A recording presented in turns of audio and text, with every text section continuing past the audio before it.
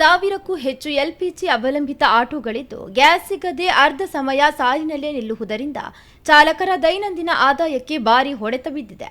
ಅಂತಾರಾಷ್ಟ್ರೀಯ ಮಾರುಕಟ್ಟೆಯಲ್ಲಿ ಏರಿಳಿತದಿಂದ ಎಲ್ಪಿಜಿ ಬೆಲೆ ಗಗನಕ್ಕೇರಿದ್ದು ದಿನವಿಡೀ ದುಡಿದರೂ ಜೀವನ ನಿರ್ವಹಣೆ ಮಾಡುವುದು ಆಟೋ ಚಾಲಕರಿಗೆ ಕಷ್ಟ ಸಾಧ್ಯವಾಗಿದೆ.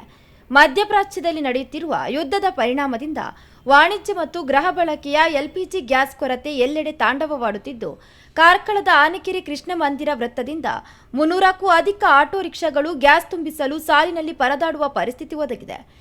ಎಲ್ಪಿಜಿ ಪಂಪ್ಗಳಲ್ಲಿ ಸಮರ್ಪಕ ಗ್ಯಾಸ್ ಸಿಗದೆ ಆಟೋ ಚಾಲಕರು ನಿತ್ಯದ ದುಡಿಮೆಗೆ ಪೆಟ್ಟು ಬಿದ್ದಂತಾಗಿದೆ.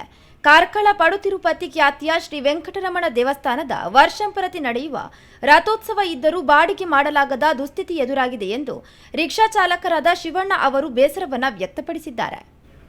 8 ಗಂಟೆ 8:30 9 ಗಂಟೆ ಹೊತ್ತಿಗೆ ಬಂದಿದೆ. ಸಾಧಾರಣ 250-300 ರಿಕ್ಷಾದವರು ಲೈನ್ನಲ್ಲಿ ಇದ್ದಾರೆ. ಇವಾಗ ಈಗಲೂ ಕೂಡ ಇದಂಗಡಿ ತನಕ ಲೈನಲ್ಲಿ ಇದ್ದಾರೆ. ಅಲ್ಲ, ಎಷ್ಟು ಗ್ಯಾಸ್ ಸಿಗ್ತದೆ ದಿವಸಕ್ಕೆ? ಫುಲ್ ಆಗ್ತಾರೆ. ಫುಲ್ ಹಾಕ್ತಾರೆ. ಹೌದು ಹೌದು. ಅಲ್ಲ, ಎಷ್ಟು ಅಂದರೆ 2-3 ದಿನಕ್ಕೊಂದ್ಸಲ ಗ್ಯಾಸ್ ಆಗ್ತದೆ. 3 ದಿವಸಕ್ಕೊಂದ್ಸಲ. ಹಾಗೆ ಭಾರಿ ತುಂಬ ಕಷ್ಟ ಆಯ್ತು ನಮಗೆ ಆಟೋದವರಿಗೆಲ್ಲ.